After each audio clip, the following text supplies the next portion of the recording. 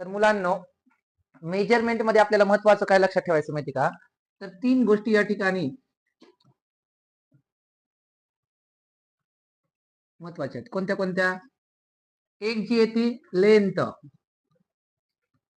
दुसरं जे आहे ते मास, आणि तिसरं जे आहे ते कॅपॅसिटी. लेंथ, मास, कॅपॅसिटी. ह्याच्यामध्ये महत्वाच्या गोष्टी कोणत्या आहेत? लेंथ मध्ये काय महत्वाचं आहे? तर युनिट कसे कसे असतात बघा. तर सर्वात मोठं युनिट आहे किलोमीटर.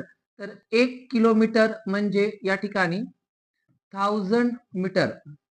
त्यानंतर 1 मीटर म्हणजे 100 सेंटीमीटर, आणि 1 centimetre is equal to 10 millimetre. M म्हणजे मिलीमीटर.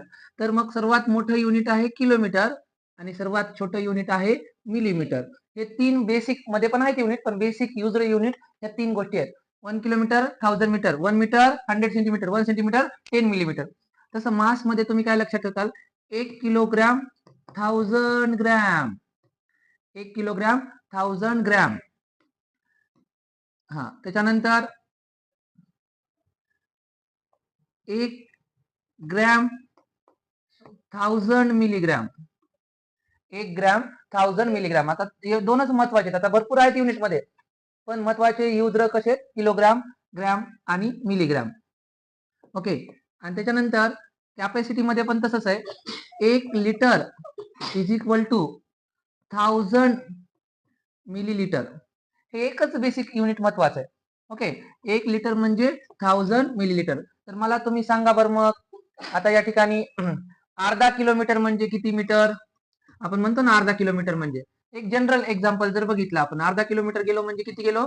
500 मीटर गेलो. ओके. तसं आता अर्धा किलो आपण साखर घेतली म्हणजे काय करावं लागेल? किती किती ग्राम साखर घेतली? 500 ग्राम.